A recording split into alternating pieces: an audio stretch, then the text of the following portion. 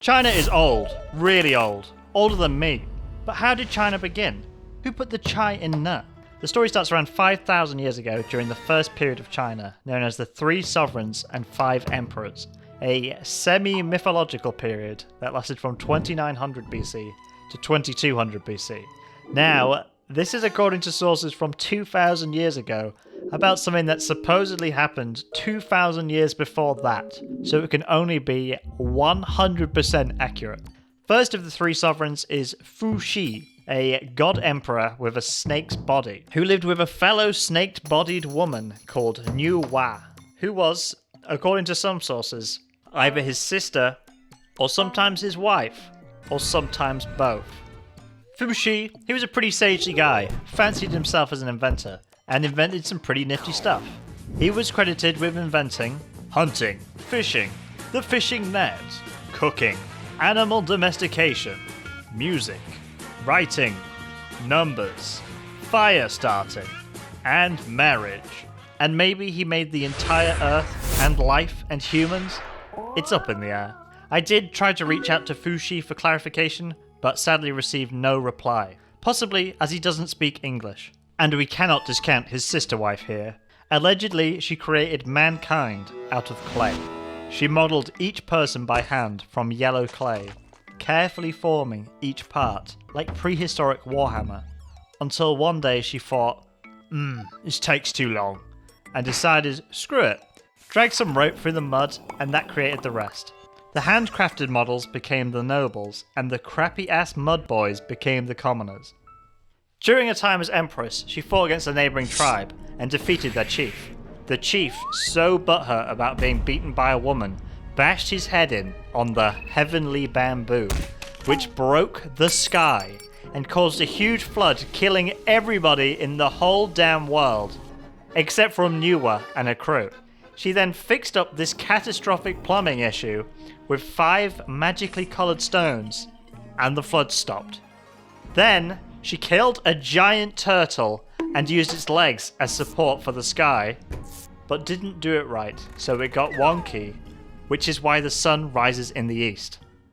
In some sources, Niuwa is said to have died during her turtle DIY. Fu Shi, on the other hand, died at the young age of 197 and was succeeded by Shenong. Shenong was a pretty chill, normal guy, had the head of an ox, but a pretty good guy. Shenong was all about farming and herbs. Bro loved them herbs. He discovered loads of different herbs and plants, including tea. He supposedly wrote a book about different herbs, taught the people to use herbs in medicine. His stomach was transparent, like some kind of botanical Teletubby, so people could see what the herbs he ingested did. Like his predecessor, he was a little bit of an inventor, and invented a little something called agriculture. Don't know if you've heard of it. At the age of 3, he was able to plough a field by himself, possibly due to his oxy nature. He showed people, you don't have to eat boring ass stuff, like meat and clams. Nuh-uh, you can eat grains and seeds and high fructose corn syrup, and the people considered him a god. But as the story goes, you live by the herb, you die by the herb, and one day Shenong herbed off more than he could chew, and ate a poisonous plant that caused his insides to rupture, probably on full display due to his stomach window. And then he died before he could drink his antidote. Now, a huge footnote here. It may shock you to the core to learn that history from 5,000 years ago isn't consistent. Sometimes the three sovereigns are Fu Shi, Shenong, and Niuwa. Sometimes they say screw Niuwa and elevate the next guy to the sovereign tier. Sometimes it's 3 different guys entirely. Like Xu Ren, who claimed to introduce the people to fire, or Yan Di, who's also claiming fire, and might just be Shenong. Whichever it may be, it's time for my man Huang Di. Like the sovereign former, he fancied himself a farmer, teaching people to treat animals nice and discovering soy, millet and rice. A thinker and a mentor, he was also an inventor, creating weapons of war and clothes for the poor. He was said to have been conceived in a manner most frightening when his mother got off with a bolt of lightning. Wait, what? His mother went to take a walk in the country and saw great lightning around the Big Dipper. She was aroused and she conceived. 24 months later, she delivered Huang Di. What? His mother got Big Dippered?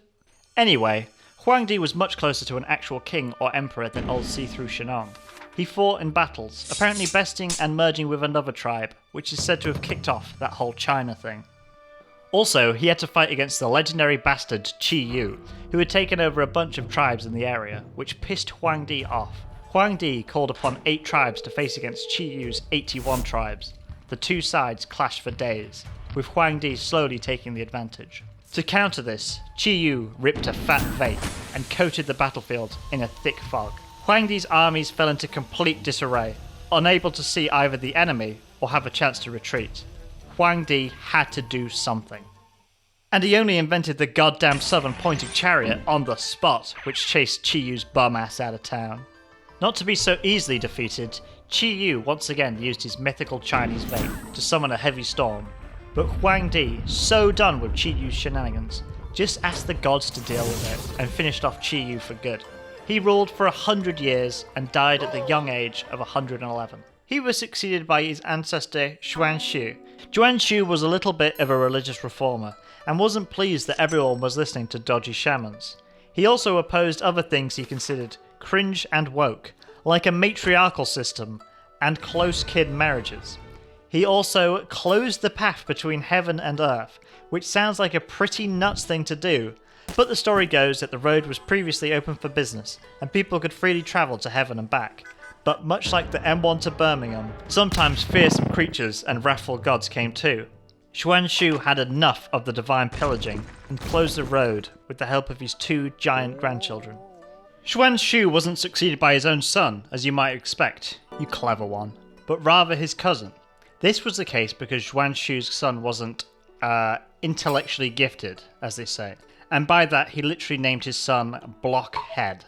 So, Cousin Ku came next, after Shuan Shu died young, at the age of 98.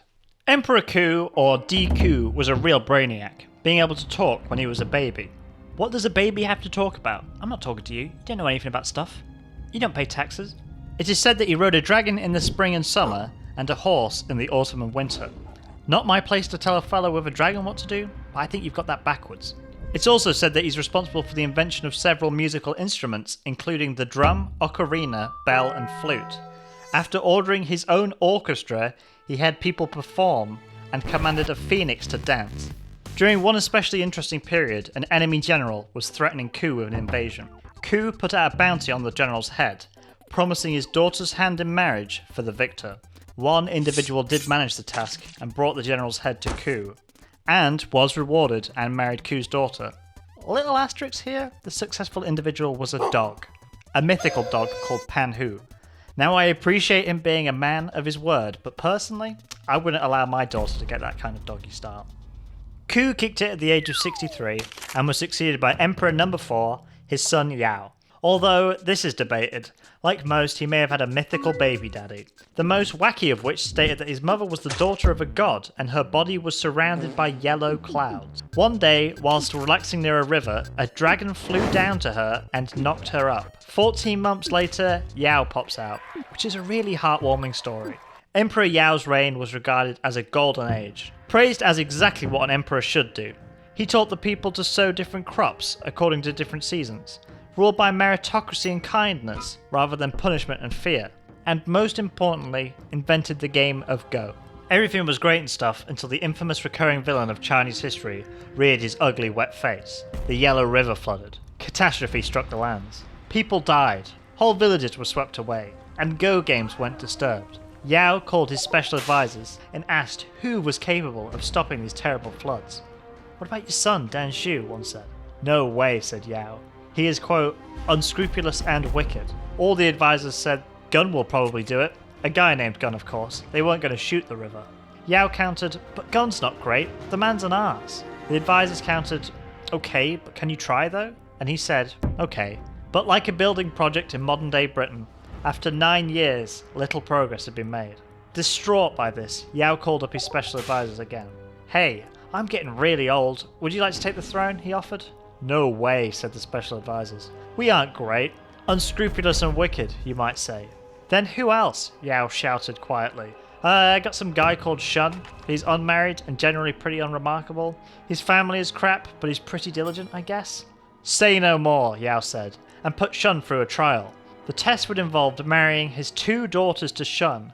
With 2 nagging wives, Shun would surely break. But Shun was a good husband, so I guess that qualifies him? And surprisingly qualified he was. Within 4 years the floods had been stopped completely, and the realm had been put in a better state to address future catastrophes. Yao was old, and he needed a successor.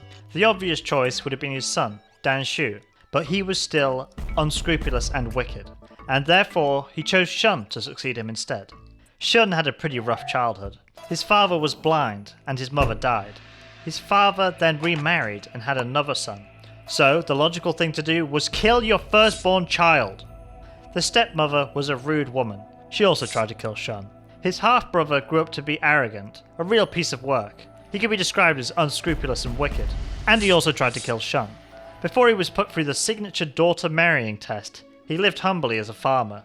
And yet, when he took the throne, and was given power and riches, he still continued to work the fields daily.